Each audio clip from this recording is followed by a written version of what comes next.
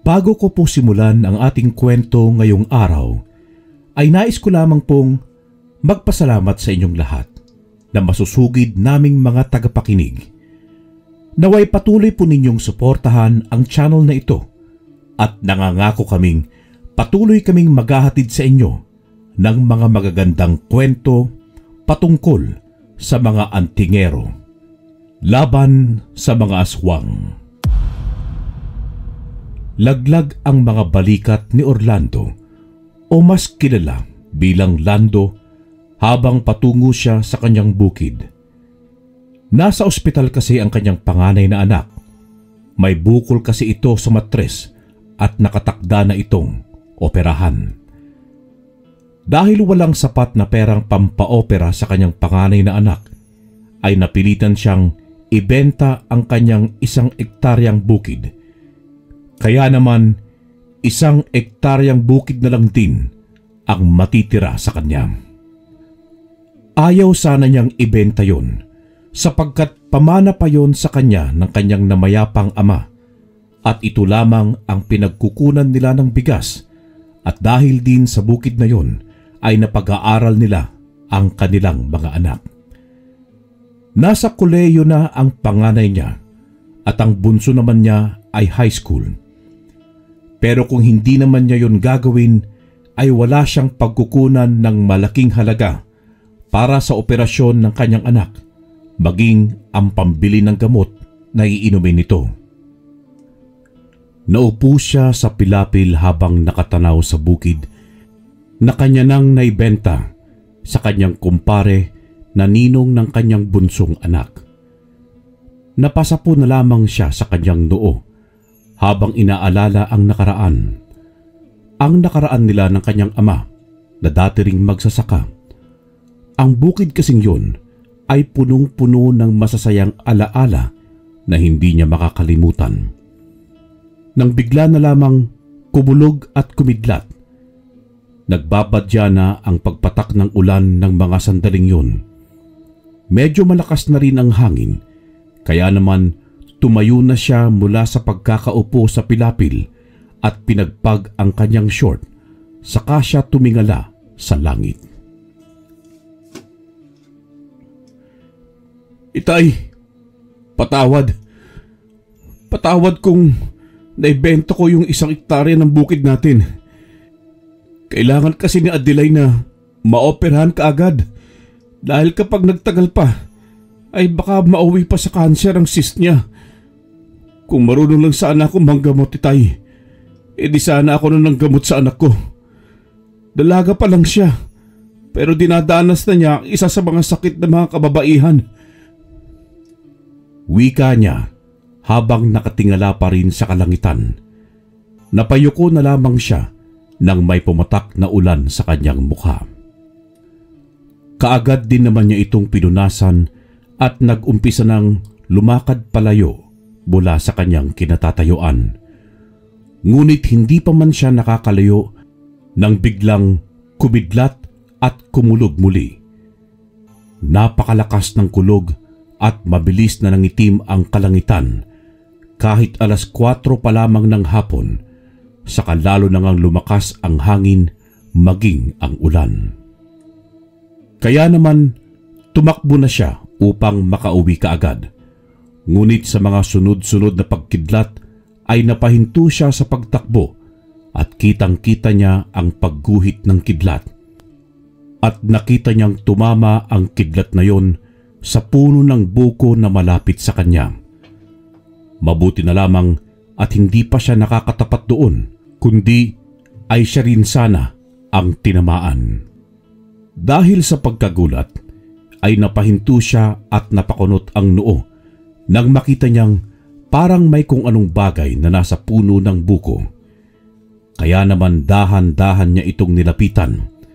Labis ang pagtataka niya nang makitang may tila ba pahabang bato ang nakatusok sa puno ng buko. Pinakatitigan niya muna ito bago niya dahan-dahang hinawakan at inalis niya ito mula sa pagkakabaon. At nang makuha nga niya ito, ay muli niya itong tinitigan na ngayon ay nasa kanyang palad na. Napatanong na lamang siya sa kanyang sarili kung ano nga ba ang bagay na yon. Nang bigla niyang maalala ang sinabi sa kanya ng kanyang ama noon patungkol sa mga anting-anting, isa na nga roon ang pangil ng kidlat. Dahil nakita niyang tumama roon ng kidlat, ay nakakasiguro siyang pangil nga yon ng kidlat. Mabilis nga siyang umalis sa lugar na yon at ibinulsa ang isang bagay na pinaniniwalaan niyang anting-anting. Pag-uwi nga niya sa bahay, ay dumiretso siya kaagad sa silid nila ng kanyang asawa.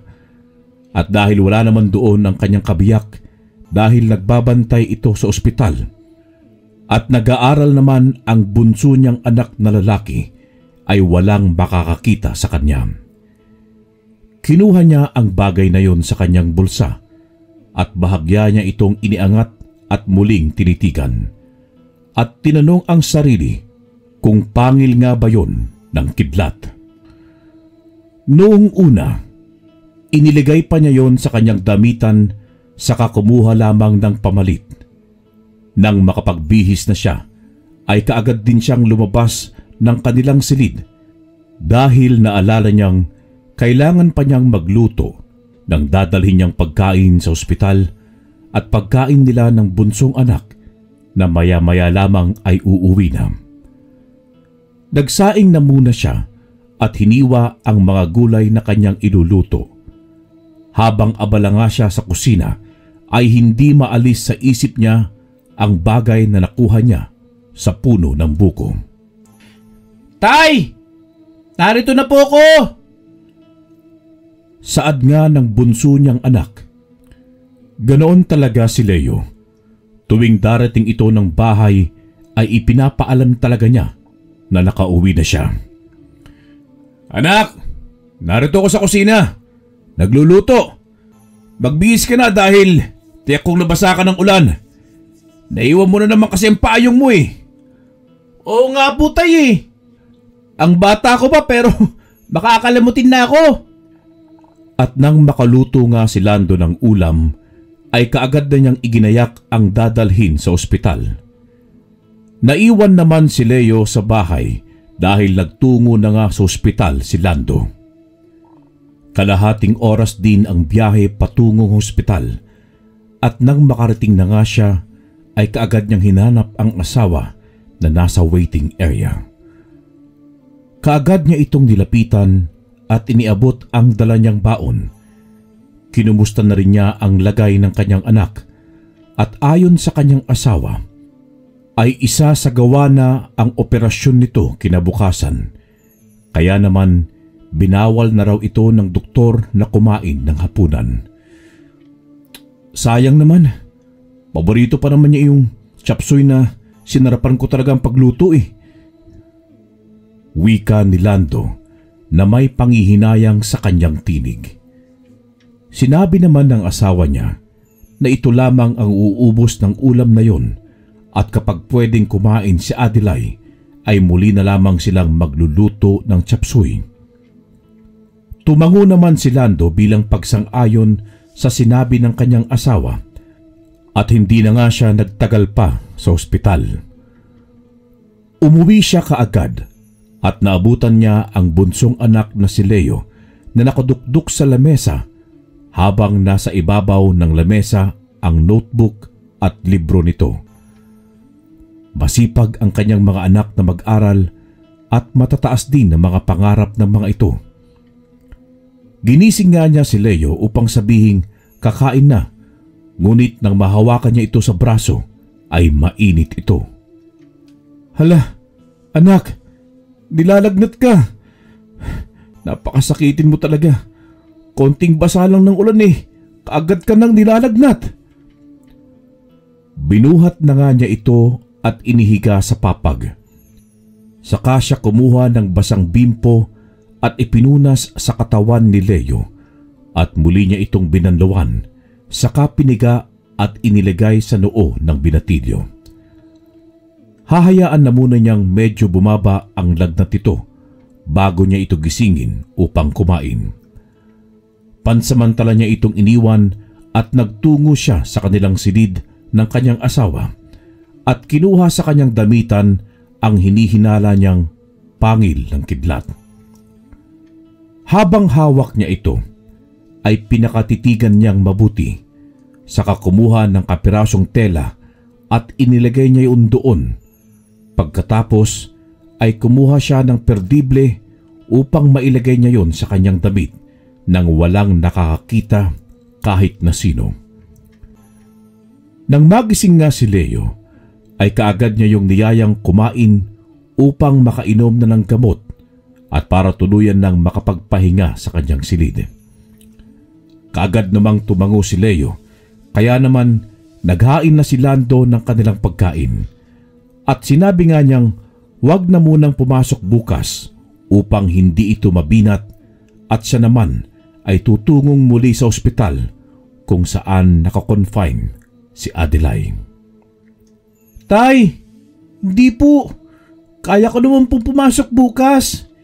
Hindi po ako pwedeng lumiban sa klase. Tapos pag uwi sa hapon ay didiretso ko ng ospital upang mabisita ko rin si ate. Ikaw ang bahala, anak. Kung kaya mo, edi sige. Pero kapag hindi, mas mabuting ipahinga mo na lang maghapon, ha? Tumango na nga lang si Leo bilang pagtugon at pinilit kumain kahit wala siyang gana. Tanghali naman ang operasyon ni Adelay, kung kaya't nagtungo na muna si Lando sa kilala niyang antingero upang ipasuri ang kanyang hinihinalang anting-anting. Sinuot lamang niya ang kanyang balangot na gawa sa abaniko, saka siya nagtungo kay Mang Istong. Naabutan niya itong nagpapanday ng mga itak, kaya naman hinintay niya muna itong matapos bago siya tuluyang lumapit sa matandang antingero.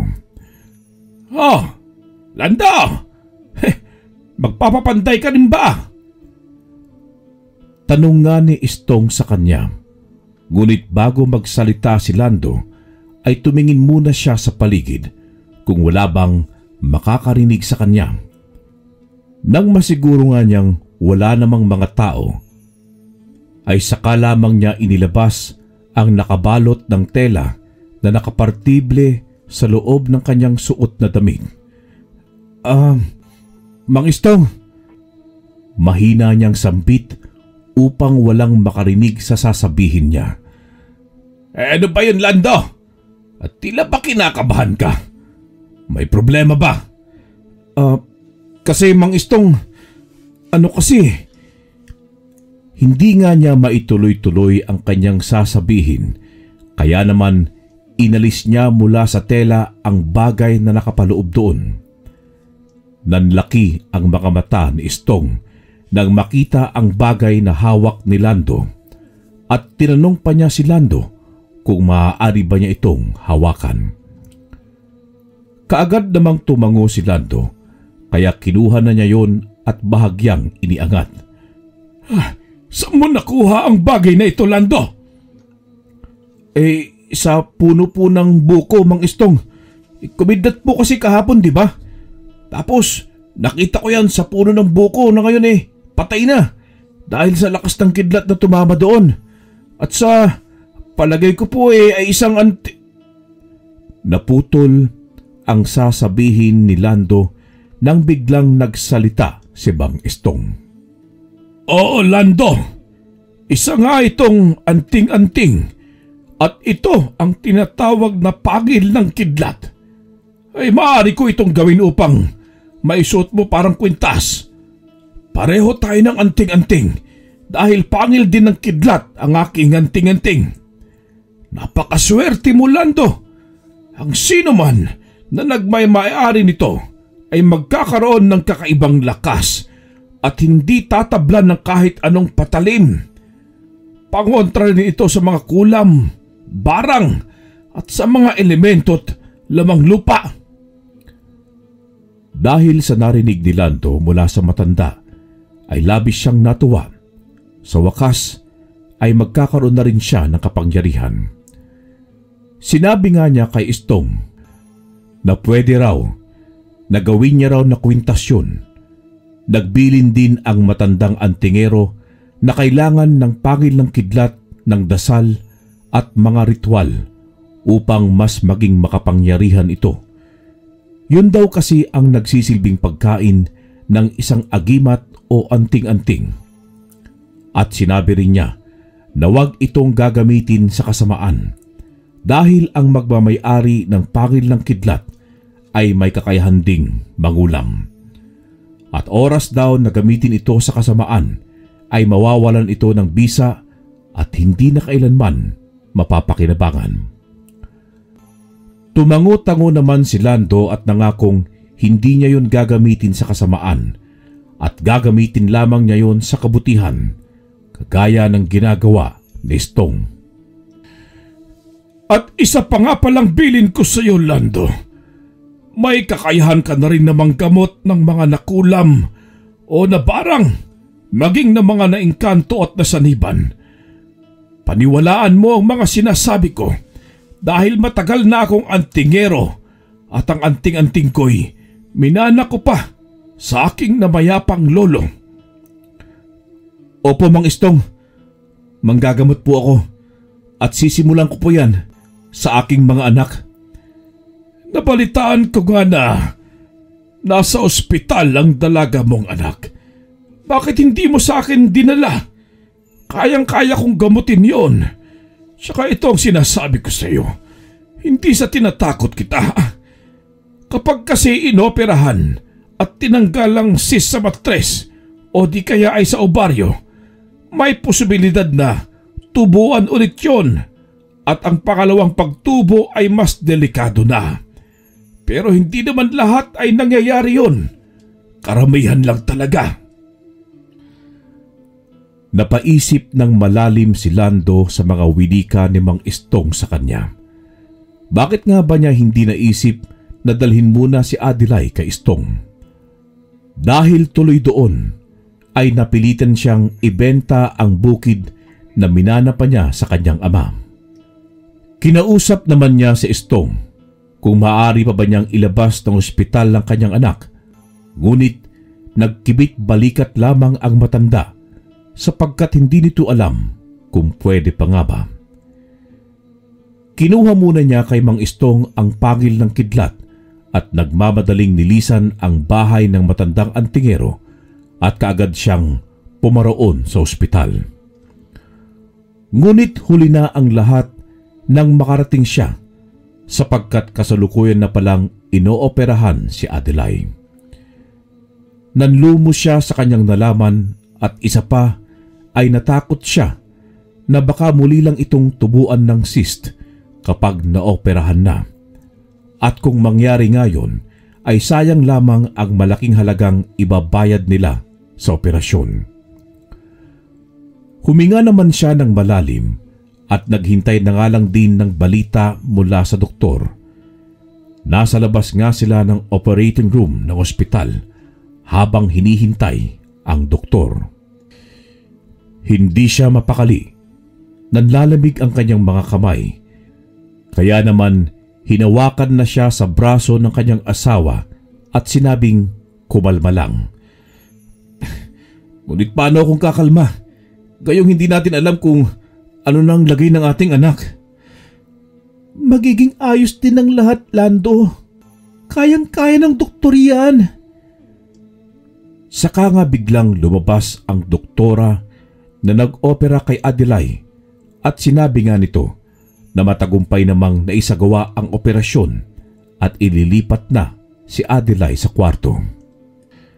Dahil doon ay napangiti naman si Rowena habang si Lando ay may pag-aalinlangan pa rin.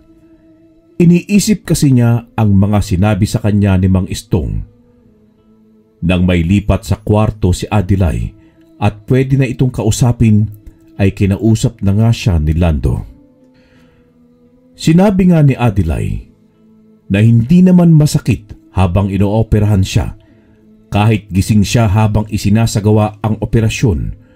Ngunit nang mawala na ang bisa ng itinurok na pampamanhid, ay ramdam na niya ang kirot. Nagpasalamat din si Adelay sa kanyang ama na handang gawin ang lahat para sa kanila kahit ang ibenta pa ang bukid. Kaya kahit mahirap lamang sila, ay para sa kanya napakaswerte nila dahil may ama silang napakaresponsable at walang kahit na anong bisyo. Isa rin kasi ang pamilya nila sa mga payapang namumuhay at walang kagalit dahil marunong silang makisama at makipagkapwa-tao. Mga bata pa lamang sila Adelay at Leo ay tinuruan na sila ng magandang asal na hanggang ngayon ay baon nilang magkapatid. Ilang oras lamang na nagbantay sa ospital si Lando at nagpaalam na ito na may importante lamang na gagawin dahil babalik nga si Lando kay Mang Istong. Sakto naman na wala nang pinapanday ang matandang antingero kung kaya't kaagad niyang naharap si Lando at muli niya itong tinanong kung payag ba si Lando na ayusin niya ang pangil ng kidlat at gawing kwintas. Opo, Mang Istong. Payag po ako. Tsaka gusto ko rin na maging kagaya mo. Malakas at walang kinakatakutan dahil sa taglay mong lakas na nagmumula sa iyong anting-anting. At talagang inidulo mo pa nga ako. Sige, at sandali ko lang naman aayusin ito. Napakaswerte mo talaga dahil bihira ang taong nakakakita ng pangil ng kidlat. Oo nga po eh. Napakaswerte ko po talaga. At hindi ko sasayangin ang pagkakataon na nagkaroon ako ng ganyan. Makakatulong na rin ako sa mga tao na nangangailangan ng mga manggagamot. Dahil sa hirap ng buhay ay walang pampagamot sa ospital. Siyang tunay, Lando. Malaking tulong talaga sa mga kapuspalad ang mga manggagamot. Kaya ako, hanggat nabubuhay ako, ay manggagamot ako nang walang hinihinging kabayaran. Naway, maging ganun ka rin. Tumangu-tango naman si Lando habang nakangiti siya at nangakong magiging mabuting manggagamot siya sa oras na pagkalooban nga siya ng kakayahang manggamot. Nang maayos nga ni Mang Istong ang pangil ng kidlat at naging kwintas na ito, ay siya na mismo ang nagsuot kay Lando nito. Nakangiti naman ang matanda habang pinagmamastan si Lando at napapalakpak pa ito at sinabing bagay na bagay daw kay Lando ang anting-anting. Pagkatapos ay inaya ni Mang Istong si Lando na pumasok sila sa loob upang mag-alay ng dasal at ritual sa bagong anting-anting. May kapirasong papel din na ibinigay sa Mang Istong kay Lando na naglalaman ng mga babanggiting ritual ni Lando. Mang Istong, paano pong parang may kakaiba akong lakas na nararamdaman? Masayang wika nga ni Lando habang tinitingnan niya ang kanyang mga kamay. Tinatapik-tapik naman siya sa balikat ni Mang Istong. Oo, Lando. Ganyan nga talaga. Magiging malakas ka at hindi ka tatablan ng mga patalim. Magmimistulang makunat ang iyong balat. Kahit gaano pa katalim ang mga gagamiting patalim. May anak kang lalaki. Pwede mong ipamana rin sa kanya yan kapag dumating na ang tamang panahon na kailangan mo nang mamahinga. Samantalang ako, hindi ko alam kung kanino ko ipapamana ang anting-anting ko kasi may anak nga ako. Ngunit hindi naman niya ako kinikilala bilang ama. Ngumiti naman ng bahagya si Lando at sinabi niyang darating ang panahon. Nakikilalanin din siyang tatay ng anak nito kahit pa nga hindi rin sigurado si Lando sa kanyang sinasabi sa matanda. Nais lamang niyang pagaanin ang loob nito. Ngunit ngumiti lamang ng bahagya si Istong, saka ito umiling. At sinabi nga niyang malabong mangyari yon dahil napakahaba na ng panahon ang lumipas, ngunit hindi siya pinupuntahan ng anak. Hindi rin naman masabi ni Mang Istong kay Lando kung ano nga ba ang dahilan kung bakit hindi niya kasama ang kanyang pamilya at nag-iisa lamang sa buhay. Tanging mga aso at pusa lamang ang kanyang nagsisilbing kapamilya. Tuwing tatanungin kasi nila ito patungkol sa kanyang pamilya, ay sasabihin lamang ng matanda na mahabang kwento raw at wala siyang panahon para ikwento yun. Kaya naman maging si Lando ay hindi na nagtatanong pa.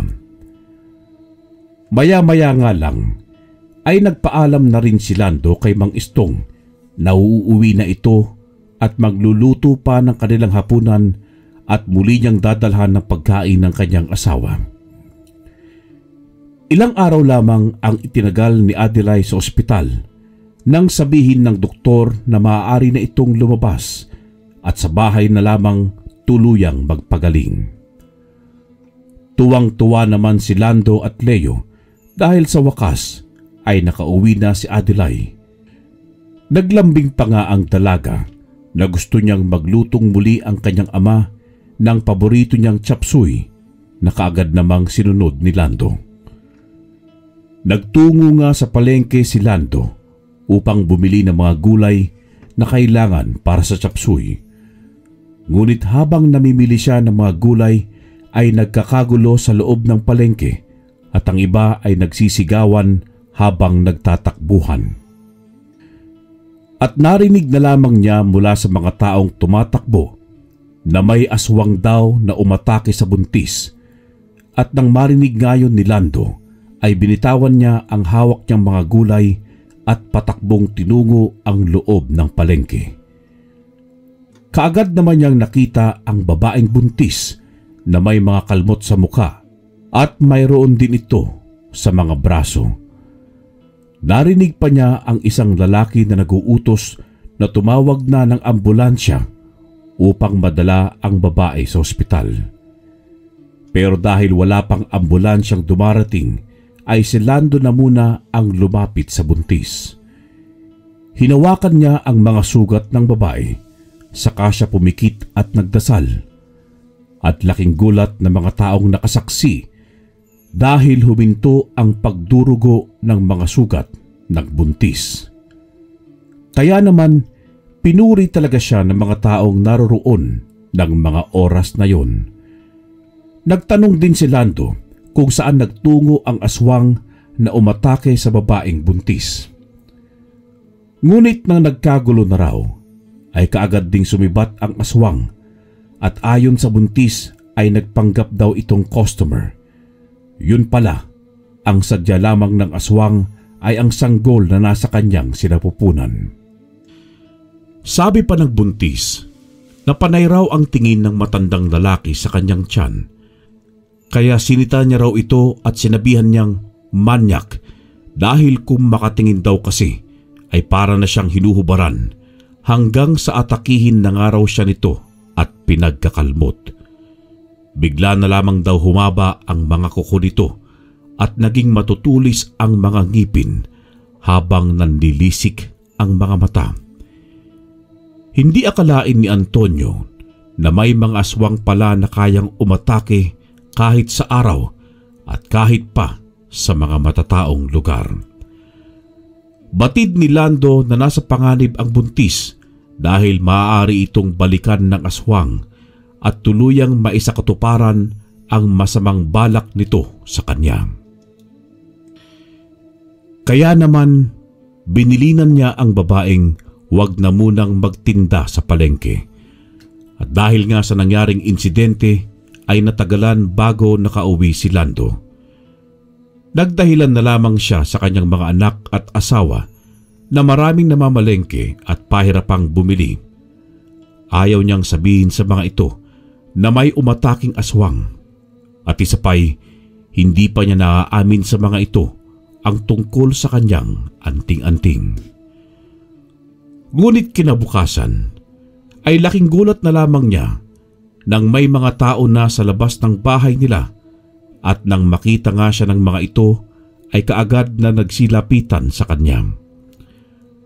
At doon lamang niya nalaman na magpapagamot pala ang mga ito sa kanya dahil nabalitaan daw ng mga ito ang nangyari sa palengke na nagamot niya ang sugat ng babaeng buntis.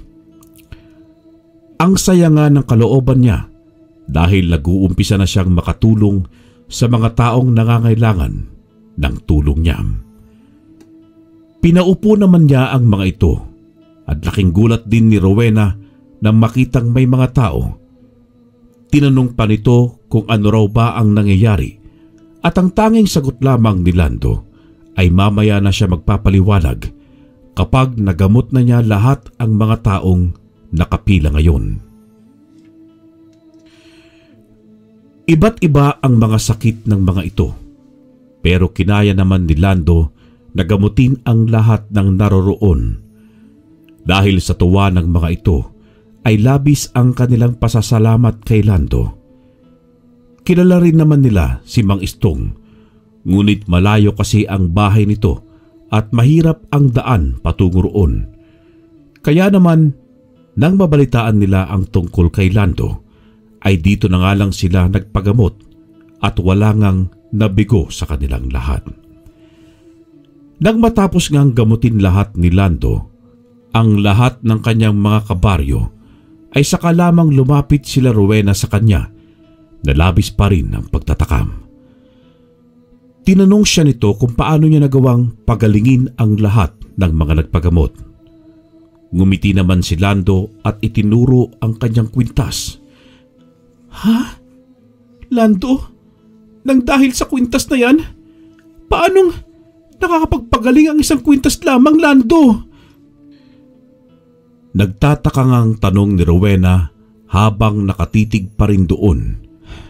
Hindi lamang ito kwintas lamang, asawa ko, sapagkat isa itong anting-anting na nagmula sa pangil ng kidlat. Kung sino man ang may tangan nito ay magkakaroon ng kakaibang lakas. At ganun nga nangyari sa akin. Hindi ko na lamang ikinuwento kaagad sa inyo kasi baka hindi nyo ako paniwalaan eh. Naalala mo nung bago operahan si Adelay? Nasa akin ito, ngunit hindi ko alam kung paano ang gagawin dito. Kaya naman nagtungo ko kay Mang Istong na may ganito ring anting-anting pala. Tumango-tango naman si Rowena at sinabing tunay na makapangyarihan nga ang kwintas na yon. Hanggang sa marami na nga ang nakakaalam tungkol kay Lando dahil naging usap-usapan na siya sa kanilang baryo at tinagurian pa siyang magaling na manggagamot. Ngunit kahit mas dinadayo na si Lando kaysa kay Mang Istong, ay kailan may hindi ito nainggit o nagdamdam. Masaya siya para kay Lando. Isa pa'y pabor rin sa kanya yon dahil gusto na rin niyang magpahinga sa panggagamot. Pwera na lamang kung may magpupunta sa kanya para magpagamot. Isang araw, habang nangangahoy si Lando sa bundok, ay may napansin siyang bagong tayong kubo roon. Nagtataka naman siya sapagkat alam niyang mahihirapang manirahan doon ang may-ari ng kubo dahil na rin malayo ang pagkukuhanan ng tubig. Ipinagkibit balikat na nga lamang niya yun at nagpatuloy na sa pangangahoy. Kailangan niya ring magmadali sapagkat batid niyang may naghihintay na naman sa kanyang magpapagamot. Ngunit habang namumulot siya ng kahoy, ay napansin siya ng nakatira roon, kung kaya't kaagad siya nitong nilapitan. Pagtingin pa lamang ni Lando sa kanyang kaharap, ay batid na niyang hindi ito tao, kaya naman napaatras siya at kinabahan. Ngunit nang maalala niyang may anting-anting nga pala siya, ay mabilis ding nawala ang kaba niya at tumindig ng maayos at sinalubong ang masamang titig ng lalaking nasa harapan niya ngayon. Hoy! Sa amin ang lugar na ito! Bakit hindi ka man lang marunong magpaalam? Ha? Ano ka mo? Sa inyong kabundukang ito? Sa pagkakaalam ko, walang nagmamay-ari nito. Kung kaya't paano mong nasabing sa inyo ito? Matapang na tugon ni Lando na bigla na lamang nagbago ang itsura ng lalaking kaharap niya at akma siya nitong susunggaban, pero mabilis na nakaiwas si Lando at nginitian niya lamang ito, kaya naman nainis sa kanya ang aswang. "Huwag mo nang tangkain pang labanan pa ako, aswang, sapagkat hindi mo ako kaya!" Sigaw ni Lando, ngunit tinawanan lamang siya ng aswang at muli nga siya nitong inatake at mabilis din nagbago ang wangis nito. Namula ang mga mata na nanlilisik at humaba din ang mga kuko at maging ang itsura ng mukha nito ay nag-iba rin. Nakalmot nga si Lando dahil mabilis na umatake ang aswang, ngunit nagulat ito nang makitang hindi man lang nasugatan si Lando. Nagtaka ang aswang at napahinto ito sa pag-atake. Maya-maya lang ay may paparating at isa rin itong aswang. "Gayon mo sabihin, kaya mo kaming dalawa. Nakakapagtaka na hindi ka man lang nasugatan ng kalbutin ko ang braso mo." "Sapagkat mahina ka lamang kumpara sa akin." Nagsalita naman ang kararating na aswang at sinabihang mayabang si Lando at sabay nga silang umatake, ngunit laking gulat nila nang makita nila si Mang Istong. Kaagad silang napaatras dahil kilala nila ang matandang antingero. Alam nilang malakas ito kahit matanda na. "Sa wakas ay muli akong nakakita ng aswang na kagaya niyo. Ang buong akala ko'y napaslang ko na kayong lahat. Ngunit may nabuhay pa rin pala sa inyo." Galit na sigaw ni Mang Istong at tumindig ito ng maayos at nagulat ang mga aswang. Ganoon din si Lando sa kakaibang bilis ni Mang Istong na parabang sa isang kisap mata lamang ay kaagad siyang nakalapit sa mga aswang at sinakal niya ang lieg ng dalawang aswang. Sa kanya ito iniangat ng walang kahirap-hirap man lang. "Ngayon ay katapusan niyo na! Nabalitaan ko ang nangyari sa palengke nung nakaraan na nambiktima na naman kayo. Wala talaga kayong kadala-dala." Saad ni Mang Istong habang nananatiling hawak-hawak niya ang lieg ng mga ito at nakaangat. Nahihirapan na ring huminga ang dalawa kung kaya't nagpupumiglas na ang mga ito, ngunit hindi nila kaya ang kakaibang lakas ng matanda. "Napakarami na ng mga pinirwisyo ninyo. Dati-rati mga hayop lamang ang nilalantakan ninyo. Tapos ngayon, gusto nyo isanggol na nasa sinapupunan pa lamang. Dapat talaga sa inyo'y maubos na, mga salot!" Saad ni Mang Istong, ngunit lingid sa kanilang kaalaman na may iba pa palang kasama ang mga ito na mabilis umatake at dinakma ng mga ito si Lando. Nalingon naman ang matandang antingero kay Lando, ngunit natawa lamang ang matanda dahil alam niyang kayang-kaya ni Lando na makawala mula sa dalawang babaeng aswang. At hindi nga nagkamali si Mang Istong dahil walang kahirap-hirap na nakawala si Lando sa mga ito at wala ring kahirap-hirap na inihagis niya ng sabay ang mga ito na tumama pa sa mga puno. Halos hindi nga makagalaw ang mga aswang na inihagis ni Lando sa lakas ng paghagis na yon at sunod ngang inihagis ni Mang Istong ang dalawang sakal-sakal niya at sa punong yun din tumalsik ang mga ito. At nagsanib puwersa na nga silang dalawa gamit ang kanilang mga anting-anting at pinuksana nila nang walang kahirap-hirap ang apat na aswang. "Kita mo na! Para silang mga lechon. Yun nga lang ay lechong aswang. At maya-maya lamang ay magiging abo na ang mga yan. Nararapat lamang na maubos ang gaya nila dito sa ating daigdig, sapagkat hindi natin sila katulad. Pumapatay sila ng mga ordinaryong tao, sa maniwala ka o sa hindi. Mas marami akong nakalabang mga aswang noon at ako lamang mag-isa ang tumapos sa kanilang lahat. Nakangiting sambit ni Mang Istong habang manghang-mangha naman si Lando at sabay nilang nilingon ang mga aswang na unti-unti nang naaabo. Pagkatapos nga ay ikinuwento ni Mang Istong na naroroon din talaga siya sa bundok upang mangahoy ng marami nang sa gayon ay marami siyang magagamit na panggatong. Sabay na nga rin silang namulot muli ng kahoy at nang makarami sila ay tinali nila yon gamit ang mga baging at pinasan na nila ito pauwi ng kani-kanilang bahay. Pag-uwi nga ni Lando ay may mga nakaabang na sa kanyang mga magpapagamot at ang isa ron ay bata. Ayon sa nanay nito ay nalaglag daw sa puno ng sampalok ang kanyang anak habang kumukuha ito ng pang-asim para sa kanilang ilulutong isda.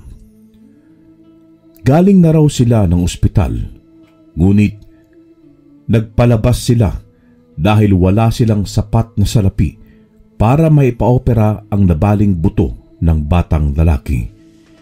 Kailangan kasing malagyan ito ng bakal at masimento. Pinapirma naman daw siya sa ospital bilang katunayan na inilabas niya ang kanyang anak at walang sagutin ang ospital kung sakali mang may mangyaring masama sa bata. At dahil tiwala ito sa magagawa at kakayahan ni Lando na magagamot, ay dito nga niya dinala ang kanyang anak. Sandali lamang po. Ilalagay ko lang po yung mga panggatong sa likod. Huwag po kayong mag-alala. Basta kaya ko pong gamutin. Gagamutin ko po. At kung hindi man po, ay kay Mang Istong ko kayo papupuntahin. Saad ni Lando at ibinaba lamang niya sa likod bahay ang kanyang mga kinahoy at sa hapon na niya ito puputol-putulin at isasalansan ng maayos sa kalan. Dahil sa ngayon ay kailangan niya munang manggamot. Habang abala pa si Lando ay nagpapalista naman na ang mga magpapagamot kay Rowena. Siya na nga ang naging katuwang ni Lando sa pag-aayos ng mga magpapagamot upang hindi magkagulo-gulo. May mga pagkakataon kasing sila ang gustong maunang gamutin kahit kararating lamang nila. Kinuha nga rin ni Lando ang langis ng nyog sa loob ng bahay nila. Saka siya lumabas at binalikan ang batang lalaki. Ito na nga ang kanyang inuna sapagkat batid niyang mas grabe ang iniindang sakit ng bata. Pinahiran niya ng langis ng nyog ang braso ng bata kung saang parte ang may bali at napadaing na kaagad ito dahil sobrang sakit ng kanyang braso. Hindi biro ang babalian ng buto dahil para kang mamamatay sa sakit. Nang dahil sa dasal at sa pamamagitan ng pangil ng kidlat ay kaagad na umayos ang buto ng batang lalaki. May kaunting sakit pa naman daw, ngunit hindi na kagaya nung una. Ngunit may isang ginang na nagwawala at kaagad na pumasok sa loob ng bahay ni Lando. At ayon dito ay peking manggagamot daw si Lando sapagkat ang anak daw niya na dinala niya kahapon na biktima ng barang ay binawian din daw ng buhay. Sandali po. Paano niyo naman pong nasabing peke akong manggagamot? Napagaling ko naman talaga ang anak niyo kahapon. Baka naman kasi inalis niyo ang pangontrang ibinigay ko sa kanya upang hindi na siya tablan muli ng barang dahil malaki ang galit ng nambarang sa anak mo. Giit ni Lando sa ina ng dalaga. Sumang-ayon din naman kay Lando ang mga naroroon at sinabing mahusay na manggagamot si Lando kahit pa nga baguhan pa lamang ito. Hindi naman na nakakibo ang babae dahil hindi nila nasunod ang bilin ni Lando. Isa kasing kirida ang dalagang binabarang at ang nagpabarang mismo ay ang asawa ng lalaking kinakalantarin nito. Kaya naman kahit tinakot na ni Lando ang mambabarang at binigyan ng pangontra ang dalaga, ay nagawa pa rin itong pahirapan at humantong na sa pagpatay. Tunay na napakalakas ng mambabarang kumpara sa mangkukulam, at ito rin ang pinakamahirap na kalaban, at tanging mga antingero at magagaling na albularyo lamang ang nakakatalo o nakakatapos sa mga ito. Umalis ang babae na walang imik at nakayuko lamang ito. Nakaramdam naman ng awa si Lando kung kaya't hinabol niya ito, at kahit wala naman siyang kasalanan ay siya pa itong humingi ng tawad, at sinabi nga niyang ikinalulungkot niya ang pagkawala nito at nakikiramay siya. Pagkatapos nga ay bumalik na siya sa mga magpapagamot at itinuloy na ang panggagamot niya sa mga ito. Una niyang tinawag ang unang nakalista hanggang sa panghuli. Marami rin sila ngayong prutas at gulay, at ang iba naman ay tsokolate ang ibinigay. Pagpasok ni Lando sa loob ng kanyang bahay, ay napansin niyang nakatingin sa kanya si Adelaide. Tahimik lamang ito, at nang magtagpo nga ang mga mata nila, ay kaagad ding nagyuko ng ulo ang dalaga. Kaya naman nilapitan niya ito at tumabi siya sa papag na kinauupuan ni Adelaide. "Anak, meron ka bang problema?" Nag-aalala niyang tanong dito at hinaplos pa niya ang buhok ng kanyang anak. "Napaisip lang ako, Tay. Paano kung mas maaga mong nakita ang anting-anting mo na yan? Siguro, hindi na humantong pa na ibenta mo ang 1 hektarya ng ating bukirin. Sayang din po kasi yun eh. Pamana po yun sa'yo ni Lolo. Kaya alam kong napakalaking halaga po ng bukid na yun para sa'yo. Pero binenta mo upang may pang-opera ako at para sa mga gamot. Patawad, Tay ah. Pero hayaan mo, kapag may trabaho na ako at may sapat na akong pera, bawiin natin ang bukid natin. Ipinapangako ko yan, Tay." Wika nga ni Adelaide. Ngumiti naman si Lando at inangat nito ang mukha ng dalaga. "Anak, hindi na kailangan. Ayos na yon. Tsaka lahat talaga ay gagawin ko para sa'yo. Para sa inyong mahal ko sa buhay. Huwag mo nang isipin ang bukid na yon. Ang importante ay magaling ka na, anak. Higit kayong mas mahalaga kahit sa ano pa mang bagay dito sa mundo. Yun ang tandaan mo, anak." Tumango naman si Adelaide at nagpasalamat sa kanyang ama, saka ito yumakap. "Sige na, anak. Ayos na. Mabaho pa ako dahil nangahoy pa ako kanina sa bundok. Tapos nanggamot pa. Ngayon naman putulin ko na yung mga kahoy na nilagay ko sa likod ng bahay natin." Muling tumango at ngumiti si Adelaide bilang pagtugon niya sa kanyang ama. Habang nasa likod nga ng bahay si Lando, ay hindi nga niya napigilan ang sariling maging emosyonal, sapagkat naalala na naman niya ang bukid na ipinamana sa kanya ng kanyang ama.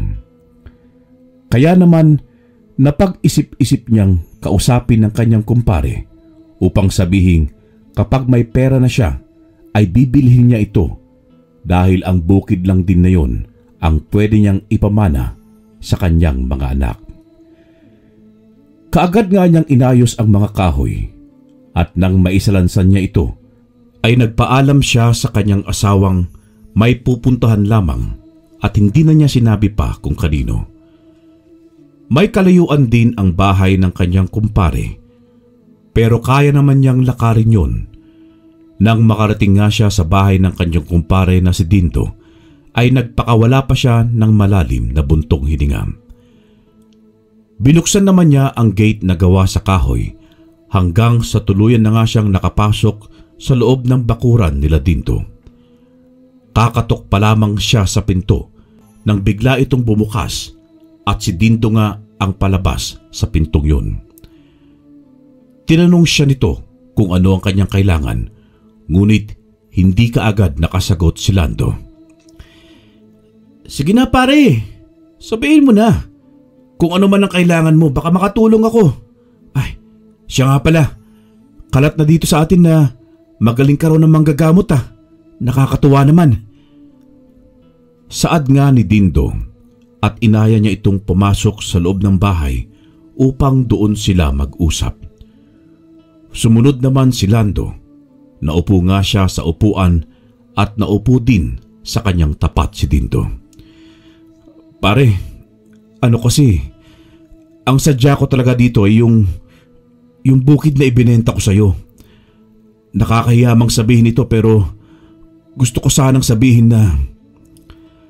Sige na pare, sabihin mo na kung ano man yun. Ito naman oh, para namang hindi tayo magkaibigan yan eh. Para naman tayo hindi magkumpare. Sige na, sabihin mo na. Napalunok naman si Lando bago muling nagsalita. Pare, gusto ko sanang bilhin ng bukid na ibinenta ko sa iyo kapag may pera na ako. Alam mo naman na pamana yun ng aking ama na iyong ninong. Patawarin mo ako pare kung... Nagulat naman si Lando nang hawakan ni Dindo ang kanyang balikat at ngumiti ito. Pare, alam kong mahalaga sa iyong bukid na yon dahil pamana siya ng tatay mo, ng ninong ko. Kaya naman, ikaw ang bahala. Kung nais mong bilhin yun sa akin, ayos lang. Sige lang pare, ikaw ang bahala. Pwede mo rin sakahin yun kung gusto mo. Maghati na lamang tayo sa magiging ani. Tuwang-tuwa naman si Lando sa sinabing yon ni Dindo sa kanya. Tunay na napakabait ng nag-iisa niyang kaibigan simula pagkabata. Dahil nga sa labis na tuwa na kanyang nararamdaman, ay hindi niya napigilang mapaluha at mahigpit niyang niyakap si Dindo. Tunay na hindi mahalaga ang maraming kaibigan dahil ang isa ay sapat na, lalo na kung ito ay tunay at totoong may malasakit sa iyo at nauunawaan ka sa lahat ng pagkakataon at nakahandang tumulong sa iyo sa abot ng kanyang makakaya. Sinabi nga rin ni Lando kay Dindo na kapag magpapagamot ito ay sa kanya na lamang magpunta at huwag na sa ospital. Sumang-ayon naman si Dindo sa sinabi ni Lando at labis din ang tuwa at pasasalamat niya. Malaking tipid kasi kung kay Lando na lamang siya magpapagamot kaysa sa ospital. Dumukot naman sa bulsa si Dindo at kumuha ito ng pera na siyang iniabot kay Lando at sinabing ibigay yon sa kanyang inaanak upang may pangbaon. Tatanggihan sana yon ni Lando, ngunit hindi pumayag si Dindo at pinilit na kuhanin yon at ibigay kay Leo. Kaya naman wala nang nagawa si Lando kundi ang tanggapin yon at nagpasalamat na lamang siya sa kanyang kumpare. Pagkatapos nga ay umalis na siya. Magtutungo sana siya sa palengke nang bigla niyang matanaw ang babaeng buntis sa kalsada at batid niyang manganganak na ito. At ang mga tao sa paligid ay pinapanood lamang ang babae at walang sino man ang ibig na tulungan ito kahit nakikita naman nilang nahihirapan na ang babaeng buntis na halos mapahiga na lamang sa sakit ng kanyang tiyan. Kaya naman tinakbo niya ito at kaagad na binuhat. Wala ngang kahirap-hirap na binuhat niya ito at siya na ang nagsilbing sasakyan ng buntis. Dinala niya ito sa paanakan at kaagad niyang pinaasikaso sa mga naka-duty roon. Magmadali kayo! Mga anak na ito! Saad nga ni Lando at kahit nahihirapan ang babae ay pinipilit itong magpasalamat at sinabi nga ni Lando na walang anuman at tinanong niya ito kung saan nakatira at kung sino ang mga kasama sa bahay upang mapuntahan niya. Sinabi naman ng buntis na kaagad namang pinuntahan ni Lando. Ipinagtanong-tanong lamang niya kung saan ang bahay ni Ferlin Roja at itinuro naman ng kanyang napagtanungan. Kaagad siyang kumatok doon, Ngunit walang nagbubukas kung kaya't muli niyang inulit ang pagkatok at kaagad naman itong bubukas. Tinanong siya ng lalaki kung anong kailangan niya. Kaya naman mabilis niyang sinabi na nasa paanakan ang asawa nito at kailangang magtungo kaagad doon at magdala ng gamit ng bata. Nagpasalamat naman ang lalaki at iginayak ang mga gagamitin ng sanggol kapag ito ay naipanganak na. Ngunit habang nakasakay sila ng sasakyan, ay hindi maiwasan ni Lando na sulyapan ang lalaki at ibig niyang tanungin ang pangalan nito. Pero hindi na niya yon ginawa hanggang sa makarating na nga sila sa paanakan at ayon sa napagtanungan nila ay nakapanganak na si Ferlin. Agad nilang pinuntahan ito sa silid.